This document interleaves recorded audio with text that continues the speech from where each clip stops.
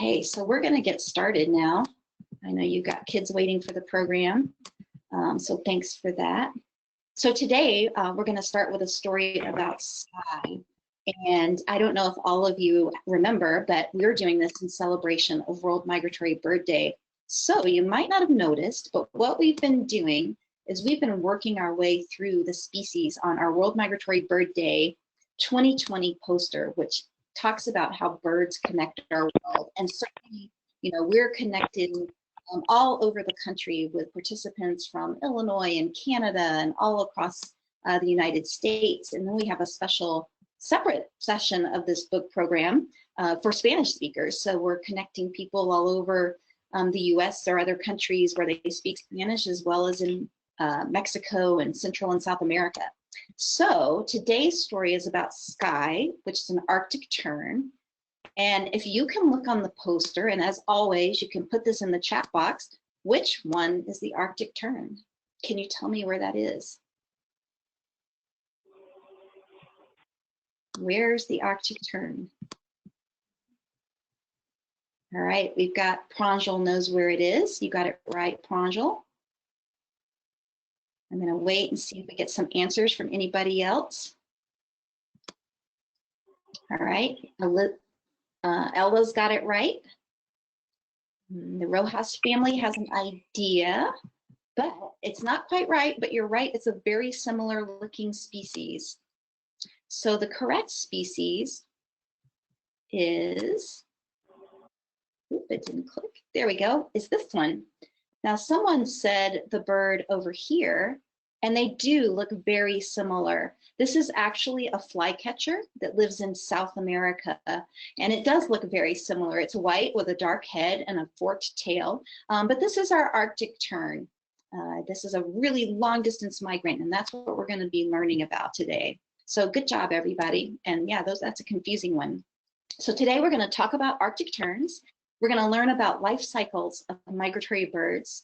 We're going to read the book Skye, the Arctic tern, and then we're going to go to Alaska with Gwen Baluss, a biologist, and we're going to see an actual colony of nesting terns. All right, so first, you know, we always got to do our lesson. So what I want you to do is stand up, because right now you're going to be a biologist. So if you can stand up like a biologist and hold your binoculars, biologists often go out, and what they want to do is they want to count birds, because we want to know how many are there. And when we do that over a long period of time, we can learn about how many birds there are in the world and if the numbers are changing. So stand up, and when they see them, they have to count them. And sometimes they have to count them very fast. So for me, can you do this? Can you count this group of terns? How many do you see here? And I'm going to pretend like they're flying by. So you only have a few seconds. So count, ready, go. Oops, they're gone. All right, let's see if you got the number correct. How many did you think there were? Ella says 6. Okay, the Albert family says 6. All right, good job. You still standing up? All right, 6 was the right number, but the next one's going to be harder. So you have to count higher, and you have to count fast, because I won't give you as much time. So are you ready? Standing up, you got your binoculars, and let's go.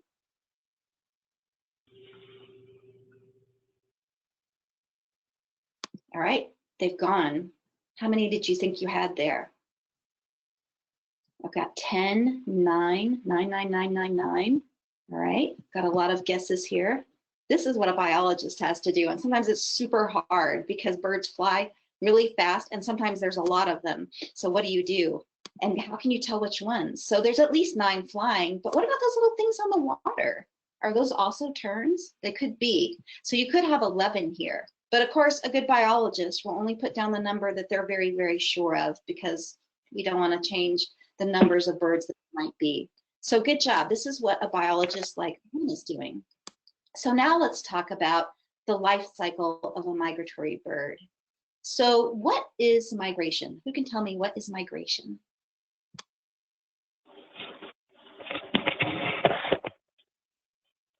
What is migration? What does it mean to migrate? Stick that in the box. I know it's a little hard when you're trying to look at the window as well. Okay, the Berkeley family has got a good answer. When something moves to another place, it migrates. Okay, the Albert family says they fly south. Okay, do they only fly south? Do they always fly south? To move, says Levi. Yeah, so this is moving. And it's actually moving from one place to another and doing it repeatedly, you know, the same time every year or something like that. So it happens again and again. So what we want to do is talk about the life cycle of a migratory bird. What does a migratory bird do every year? So I'm going to start you off with showing you the start. So first of all, this is where we are. This is birds are now coming. It's May, and birds are coming for us because we're in the United States and Canada. They're coming to nesting sites here. They're coming to the places where they're going to raise their young. But tell me what happens next. From this picture, what would you put next? And yes, thank you, Albert family. They also could fly north. And some birds migrate up mountains. They don't even go north and south. They might go somewhere different. What picture should come next? After the birds arrive, what do they do? What do you think comes next in these pictures that you see sitting around here? Do they arrive on wintering grounds? Do they go to this tropical forest? Do they feed their young? All right, good. So the Rojas family has got it right.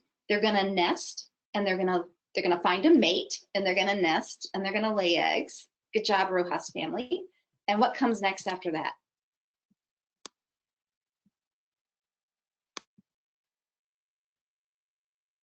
And obviously we're skipping a few things in here, like they're gonna sit on the eggs, right? They're gonna keep them warm. And then what's gonna happen? What pictures? Okay, the Albert family, then the young birds are gonna hatch from the eggs, right? So there are the young birds. They hatch from the eggs. Very good, Berkeley family. All right, what comes after they hatch from the eggs and they raise them and they grow up, and then what happens from all the choices? Okay, Pranjal, good job. We're gonna migrate again. That's, of course, we're not gonna migrate as these young chicks, but they're gonna migrate again. And where are they gonna go? Where are they gonna go?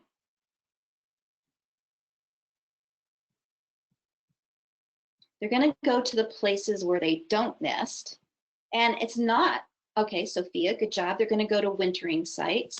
So this is, for example, a wintering site, and this is kind of what we did last week with the rainforest. So this is a tropical rainforest in Panama, and this is where some birds, not all birds, go to winter. And then they're gonna spend the winter there, and then what are they gonna do again?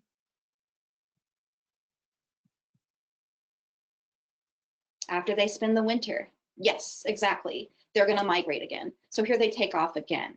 All right, so this is what's called a life cycle. It's a circle, and it's gonna happen over and over and over again every year. This is gonna happen again and again and again for a bird.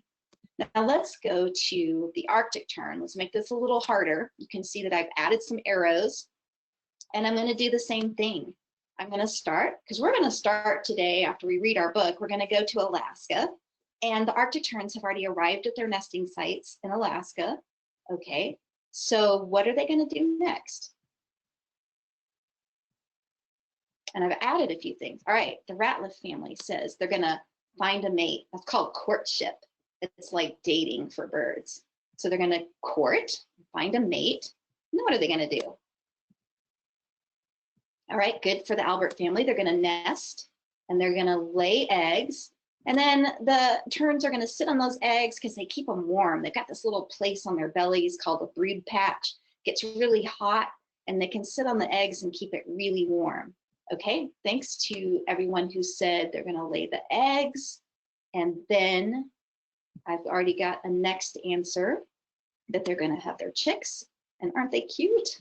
Too cute. All right, and the chicks are gonna grow up, and then what's gonna happen? Right, then they're gonna have to migrate, right? They're gonna leave Alaska because it gets really difficult for them to find their food. So they go to different places. They go back out to sea after they lay their young. They actually don't spend much time on land. They usually just spend time on land to lay their eggs and nest. So then they're going to migrate again. But what about an Arctic tern is so different? What about an Arctic tern migration? Are they going over land or do they stay on the water? Does anybody know about Arctic terns? One of the most amazing species because it has one of the longest migrations of any bird in the world.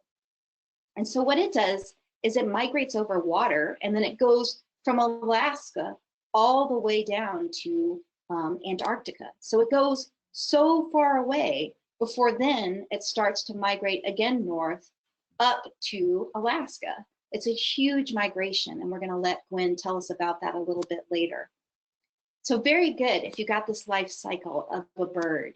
And so what's important for a migratory bird is that we have to be careful with them everywhere. We have to help protect them where they nest, where they fly, and also where they spend the time when they're not migrating and when they're not nesting. It's a lot of work and it involves a lot of people across the world. So let's read the story of Skye and then let's go after that to Alaska. And I'm going to turn my camera off. And Gwen, are you on the line yet? I'm not hearing Gwen. So. Hello, can you hear me? Oh, there you are. Can you hear me? Yes, I can. Excellent. So we're going to read our. We're going to read our story and then we'll come back to you, Gwen. Awesome. All right, thanks. All right, Searching for Skye, an Arctic Tern Adventure by Gail Clarke. I love these authors who can also illustrate their own work. I think that's amazing. Okay, on the Arctic shore on a clear spring day, 2 small speckled eggs in a stony nest lay. Mom and Dad Tern kept them warm day and night, watching in case there was danger in sight. And at last a sound like a tap or a scratch told them their babies were ready to hatch. The newly hatched chicks were fluffy and small. They didn't have any real feathers at all. They sat in the nest with their beaks open wide so their parents could pop something tasty inside. And those 2 baby terns ate and slept all day long until they had grown both healthy and strong. The parent terns thought that their young ones were clever, the smartest and best looking baby terns ever. Mom decided to call them Pilot and Skye. Great names, agreed Dad, when they know how to fly. And in a few weeks, the baby terns grew. Their fluffiness went and gray feathers came through. A black feather cap appeared on each head. You're growing up fast, their proud mother said. Tomorrow we'll start to teach you to fly, Father Tern added to Pilot and Skye. They began the next day. Dad called, just follow me and flap your wings hard while I count up to 3. Mom held her breath. Not a word did she say as her young ones took off in a wobbly way. She peeked through her wing as they circled around and smiled as they both came back safely to ground. Fantastic, she cried. Father agreed. A little more practice is all that you need. Their flying improved, and in just a few days, they could catch their own food in a number of ways. Diving into the sea to spear fishes to eat, and capturing insects in flight for a treat. I think that we're ready, Dad said one fine day. In a very short time, we must be on our way. On our way where? Pilot asked, quite excited. Can we come too? Have we both been invited? Everyone's going, young and old too, replied Father Tern. It's what terns do. When darker days come, we must start our migration, flying thousands of miles to a new destination. From North Pole to South Pole, we follow the sun halfway around the world to where summer's begun. The tern babies listened with eyes open wide, and when Dad had finished, they cheerfully cried, how long will it take, and when do we start? Can we leave now? I can't wait to depart. Slow down, said Mom, smiling. We first have to make a plan and decide on which route to take. Your father and I are meeting tonight with a large group of terns who will join in our flight. You two stay here and be good little chicks. Don't go out on your own, and no silly tricks. The parents flew off, Skye waited a while, then her face lit up with a mischievous smile. She stretched out her wings, rose into the air, calling out to her brother, "Come if you dare." "Come back," Pilot cried. "We promised to wait." But Skye didn't hear him. His words were too late. "I'll be back very soon," she called in delight, and flapping her wings, she flew out of sight. Pilot sat in the nest as he waited for Skye, but she didn't come back, and the hours drifted by. He started to worry. He knew there were dangers. Mom and Dad weren't around to protect him from strangers. Then at last, the beating of wings made it clear to the worried young tern that his parents were near. They landed, and Pilot told them the tale. Mom started to cry, and Dad looked quite pale. "We must search for our baby. There's no time to rest till Skye is back with us and safe in the nest." They searched through the night and all the next day, but where Skye had gone to, no one could say. They circled the skies, they asked all around, but wherever they looked, she couldn't be found. The parents were sad. It was just as they had feared. Their adventurous baby had just disappeared. After several more days, Father Tern shook his head. "A decision like this is not easy," he said. "We have to consider the other terns too, and thousands of birds cannot wait for a few."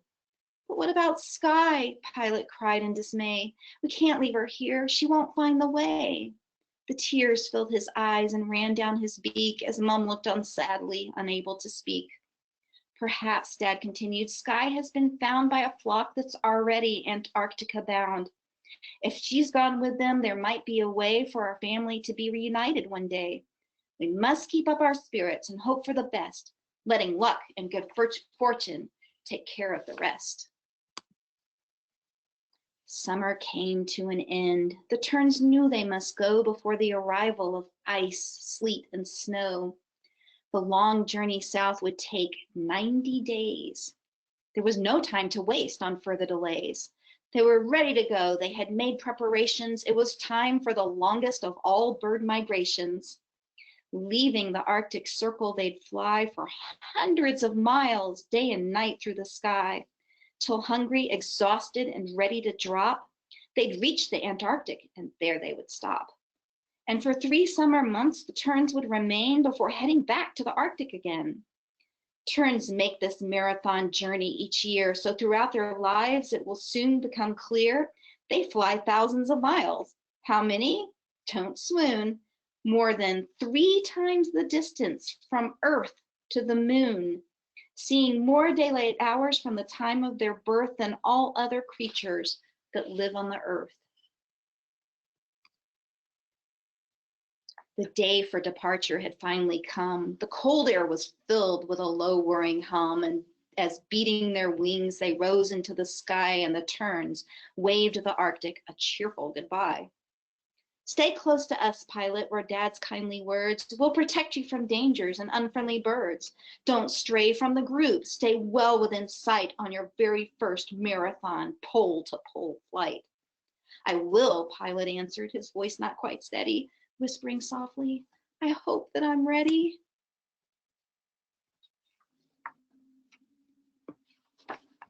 Continuing south for many more miles, they finally came to the Cape Verde Isles, where each Arctic tern had a hard choice to make.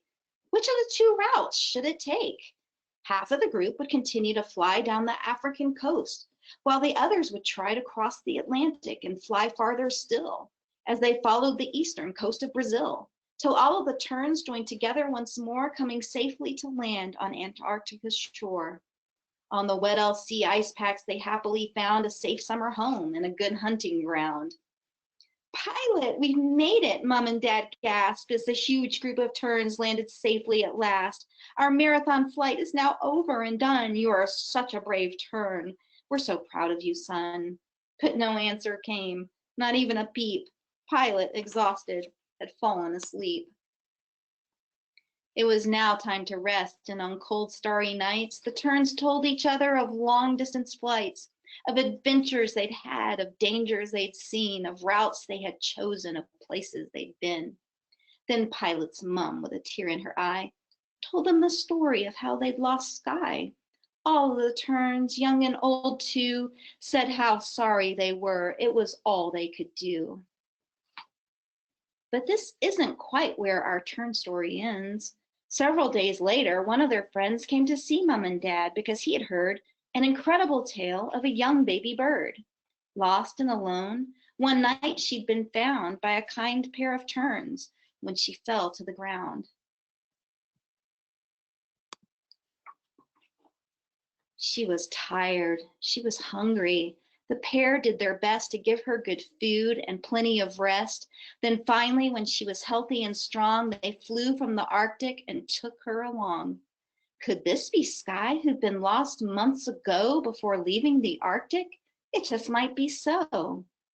Now his parents thought Pilot was safely in bed, but he'd heard every word their new friend had said. "We got to go now," he excitedly cried, flapping about, his eyes open wide. Their friend added cheerily, "I'll lead the way. It won't take us long, I'm happy to say." And as he had promised, they landed quite soon, finding their way by the light of the moon. A small group of terns was standing around, anxiously waiting for them on the ground. And there in the middle, as plain as could be, was the happiest sight they ever could see. "Skye," whispered Mum in a voice soft and clear, as Skye flew to her wings, and the crowd gave a cheer. Crying and laughing, they all hugged each other, brother and sister, father and mother, their friends old and new, all were delighted. The family of terns was at last reunited. Always good to have a happy ending for the terns. Gwen, are you still there with us? Hello. Yeah, hi, I'm on. Can you hear me okay? I can hear you okay. So I'm going to let you tell a little bit about yourself and your work and the terns while I take us to the tern colony. Great. Well, I work for the Forest Service up in Alaska, and I'm also part of the Audubon Society. And both my job and my hobby is studying birds. And we are very lucky to have some Arctic terns that make their nests right here near Juneau, Alaska. And right now I'm sitting in the Mendenhall Glacier Visitor Center, and I'm looking at the camera that we have set up near the nesting terns. And this is really exciting because I've been watching these birds for, about 15 years trying to take data. And now we have these new cameras that makes it a lot easier. We don't have cameras everywhere they nest, but we have this one place that has most of our nests. And the terns just got to Alaska. We started seeing them about a month ago. And since then, they've been settling down, picking out nesting places, and doing the courtship, or as Sue said, the dating for birds. And we have our first eggs. Nice. So this is when we usually give everyone a chance to ask a question, and sometimes we let them come on live. My question box kind of disappeared. So if anybody has a question, I'm trying to go to the questions pane. For Gwen, try putting it in the question box. I'm not seeing it right now, so I don't know where it went. Or you could raise your hand and I can unmute you and you can ask the question live. Gwen, do you want to tell us a little bit about, like, they're on the nest, they're on eggs now, and how that works? Who sits on those eggs? Yeah, so do you have the view up now of our stream? Can everybody see that? Can everybody see the tern colony? Yeah, they should be able to see it. I see it on my screen. Great. So right now we have some birds flying around, and we also have some birds sitting on the ground, and those are the nests.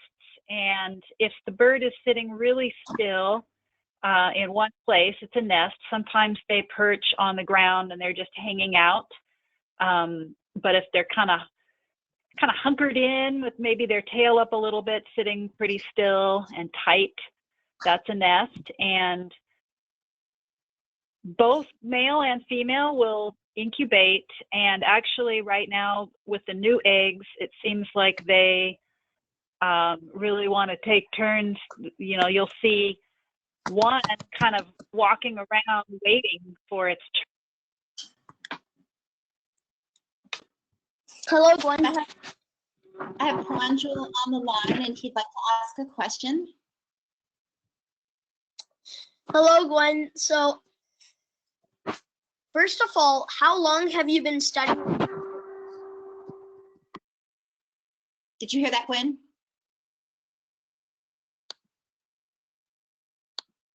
Gwen, are you there?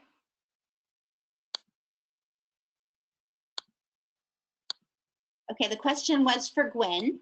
How long has she been studying birds? And I happen to know Gwen, so I know she's been studying them, I don't know how many years, but for a long time.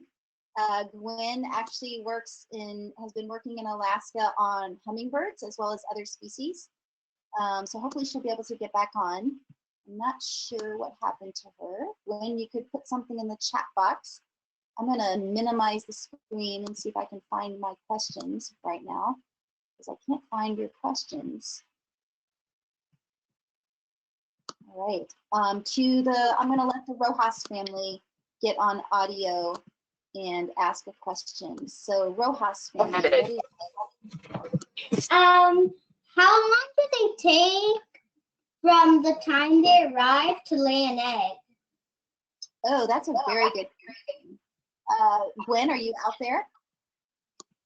Yeah, sorry, I cut. I don't know exactly where my phone cut out, but the beauty of live live presentations. But so the question was, how long between when they arrive and when they lay an egg? Yeah. Yes. Yes. Yeah, they get busy making their nests pretty quick. So about 3 weeks to a month at the most. Whoa, that's fast. I have another question. Do they always lay their eggs in the ground? I think so, yeah. Every nesting that I know of and have read about is on the ground. Having said that, it wouldn't surprise me a whole lot if they might occasionally use something that was elevated. Actually, some terns will use roofs of buildings because they kind of think that if it's a big flat area and they kind of think that that's the ground. So they also nest on cliffs, but not like a sheer cliff, obviously, like if there's kind of a bench or a level in the middle cliff, they'll use something like that also. Okay, thank you very much. Thank you, Rojas. You're welcome. Hey, Gwen, we didn't get to hear the answer to Pranjal's question, which was, how long have you been studying birds?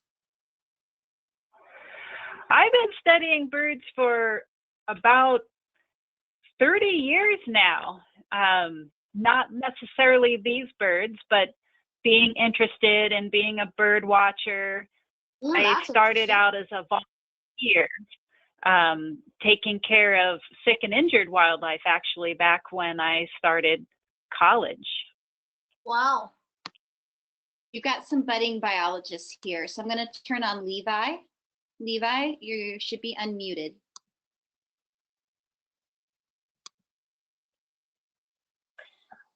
Hello, my name is Levi, and I have a question about these birds. Do they have to travel winter to migrate? Do they have to travel which to migrate? Do they have to travel each winter to migrate? Yeah, they do.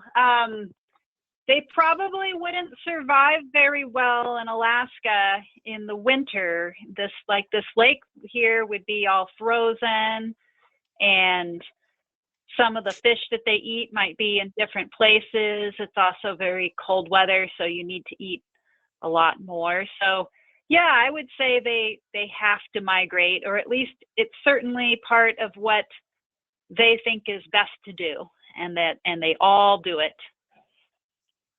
Do they stay, like, do their babies stay for the first year? Yeah, that's a good question. So the young birds, when they leave their nests and start flying in the summer, they do actually go all the way south, just like their parents.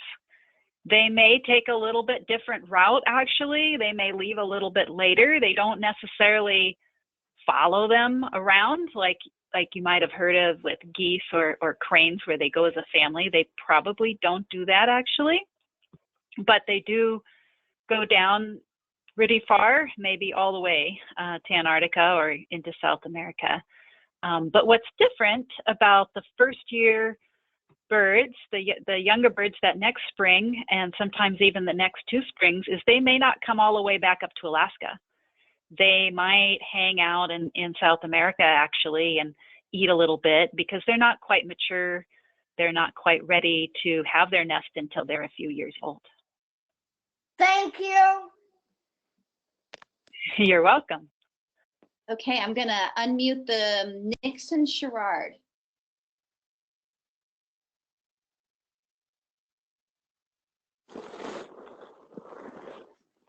What happens if birds wouldn't migrate, but they still had food? Would it just be really cold for them? Yeah, it would be cold for them, and they probably could deal with the cold if they had enough food. That's usually the issue with most birds. They're pretty warm in their feathers, but they need to eat a lot. And so it may be that if they stayed in Alaska, they wouldn't die, but they wouldn't maybe be healthy enough to breed the following year. You know, they need to not just survive, but they also need to put on a little bit of fat and have a little extra energy, especially those females, because they have to lay that egg, 2 eggs. Usually terns can do 1 to 3 eggs, and the most common number here at least is 2. And they're really big eggs for the size of the tern. They're not quite as big as your chicken eggs in the store, but they're pretty big, and the terns are pretty small. So yeah, they have to not just survive the winter, but put on some bulk and some fat in order to be successful in the nesting. Good question from Nixon. So we I did a have life cycle of a migratory bird, but we didn't do a life cycle of a non-migratory bird. And, you know, not all birds migrate. So if they do have food, they don't need to migrate usually. I'm going to ask a question for the group, Gwen. You know, we can see some of the terns if we look really closely. I want to ask everybody who's on to see if they can count how many terns you can see in this image. And then Gwen, maybe you could tell us how many nesting pairs are there actually in this area once they've gotten a second. Yeah. Why don't you make a guess, you guys, as to how many terns you think there are out here? And unfortunately, yeah, so I'm going to go ahead. I was looking at some birds in closer. I'm going to go ahead and zoom out and then go over to where most of them are. We got a nice pair sleeping there. That's pretty cute. And then we can do some counts. So I zoom up. Can everybody see me moving around the, okay, so we got, I think we have a lag. I don't see you moving yet. okay, yeah, there's a little lag. So you'll see me sweep over, and now there should be a view of the beach with a bunch of birds flying around. I think I'm still in the same place. Hopefully I'm on the right video. Uh-oh, did you make sure it's playing and not paused? No, it's playing. Check again. Pause and start it again. Yep, definitely playing. Oh, you're closer in though. Aren't you zoomed in, I think? Yeah, But so I zoomed in and then I'm back out. I'm not sure if our view changed that much. I see one tern closer than it was and another one flying, just landed on the beach. Just took off again.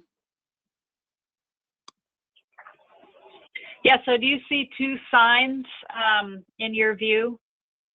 Two Yes. signposts?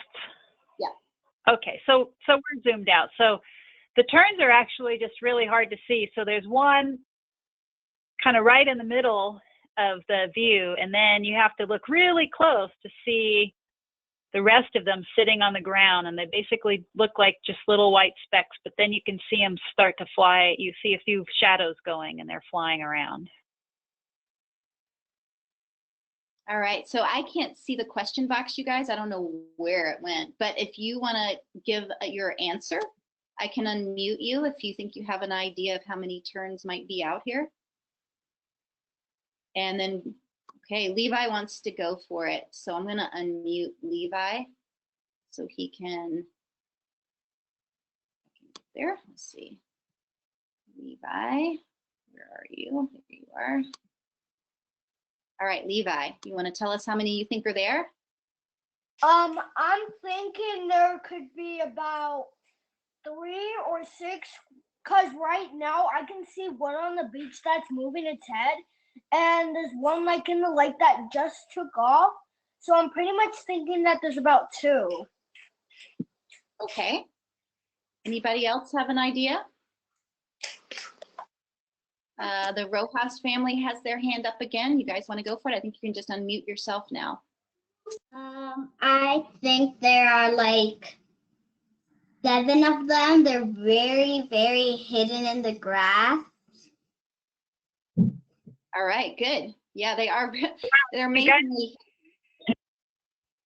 Did you see that one just fly in? It had a fish, I think. Oh, yeah. Yeah, one flew in. So Gwen, how many are there out there actually? So what I do is I wait actually watching until something scares them. Usually it's an eagle or a raven that bothers the terns out here. But there can be other reasons. They all just decide to fly up. And back in the camera view, there's been at least 20 of them actually. And right now, I counted 14. I'm going to count again. 1, 2, 3, 4, 5, 6, 7, 8, 9, 10, 11, 12, 13. Yeah, there's about 14 that you can count. So you got to look all the way over on the beach, all the way back, and just wait for that little bit of movement. Or my search image is pretty good now. And as someone said, they hide in the grass, or they sit down and they just by default are hidden. There's a lot of vegetation back there, which is actually really good for them. That makes them less visible to that raven or that eagle that might be wanting to raid their nest. So that's good. They're also hidden from all the people that walk around just on the other side of the colony, our trails, and people are walking around out there.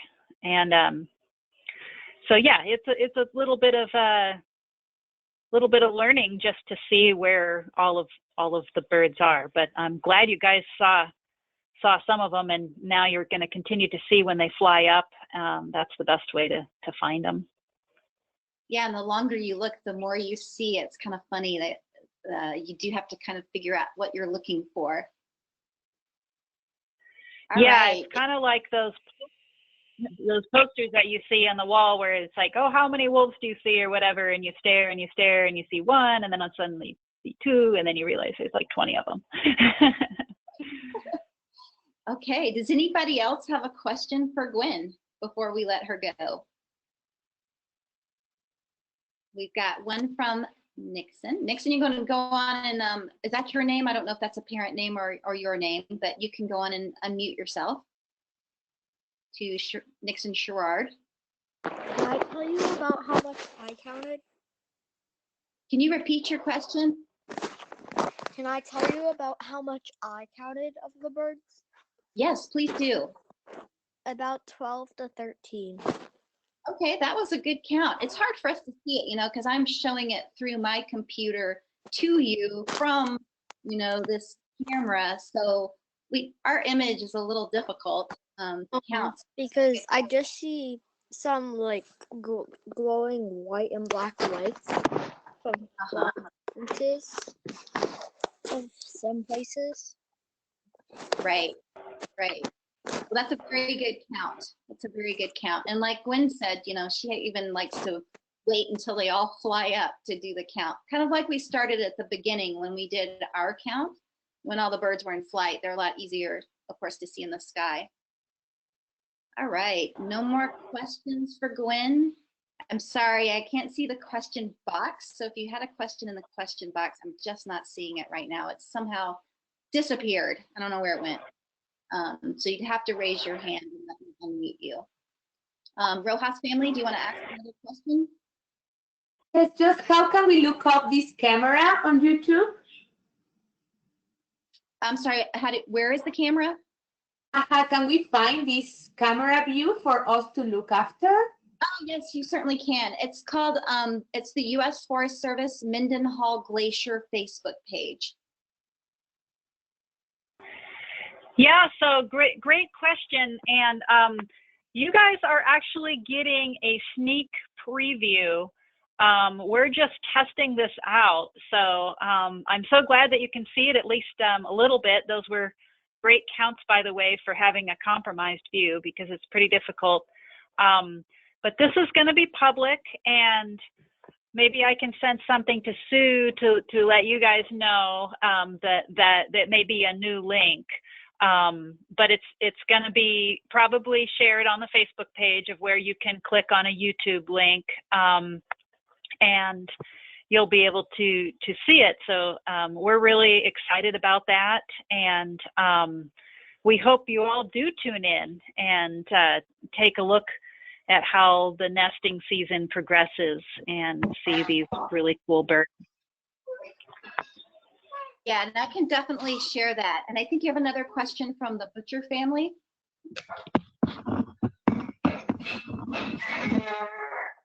Do we have a question from the Yeah. What predators would eat Arctic tern eggs, and how would the parents protect their nest from them? Ooh, good question. Yeah, what great question. So this is something that we are trying to learn more about, and the cameras are really helping us. We want to know what are the predators and what bothers them. So we've had problems here with eagles and ravens, as I mentioned.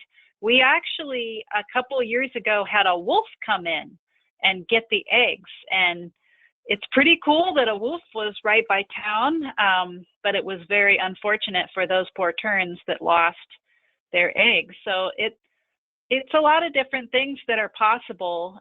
We also have hawks around and things in the weasel families like ermine, but generally the biggest problems for us have been the ravens. They're very good at finding nests. And what do the terns do? Well, the terns are actually very defensive of their nest and young. They will all go and they'll make a lot of noise. They'll hover over a predator. They'll actually do what we call dive bombing, where they swoop down and sort of threaten that predator, get right above them and try to freak them out. So that's really all they can do, but sometimes it does work. It just, in the case of a raven or eagle, they could fight that tern, but it's just too annoying, and they have other things they can go eat, so they move on. So that's kind of the way it works. It's always a little bit, we kind of worry over the baby birds like the parents did in the story, making sure that they're safe. And we also have signs up and things asking people not to walk through there because that could really scare the birds. A person walking through could even step on an egg or a chick. we ask people to keep their dogs on a leash when they're around the tern colony, because that's another thing that could bother the terns. Good questions. Yeah, so definitely I like that information about keeping your pets on leashes when you go out. Any other questions for Gwen? And then I don't see any more, Gwen. I think those are the same hands that I've had up.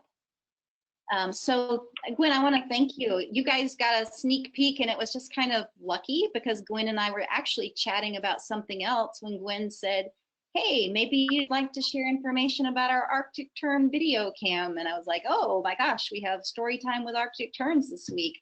Can we invite you on? So it was perfect, Gwen. So I really appreciate your making this work out with all the technology and everything. Well, thank you, and thanks to all the kids who tuned in and are learning. And yeah, great to hear all the future biologists out there. I know, they're great, aren't they? It's nice to know they're coming up. Yeah, so everybody, next week, we're going to focus on the duck on our poster. And so that's what we'll be doing. And we'll be doing a little science project to look at how ducks stay dry. So look forward to that if you're going to sign up. We'll get that up on the web today. And then again, I talked to some of those who came in early about interest in a summer virtual bird camp. If you think you'd be interested in that, we had interest from both older students from 8 to 11 as well as from younger kids. So we're considering offering 2 sessions. So just let us know if that would interest you. You can put it in the chat box here, the question box, and I'll find that box later. But that'll record it for me and I can send out information to you. We've got about a 8-week program planned, and it would include materials. So there would be, if you wanted the materials, there'd be a fee. We're trying to keep that, of course, reasonable for everybody. But if you had thoughts on cost or limits to cost, we appreciate your input and suggestions. So thanks for coming back, everybody, and we look forward to seeing you next week. And thanks again, Gwen. Thanks so much. Thank you. Have a great day. All right, you too.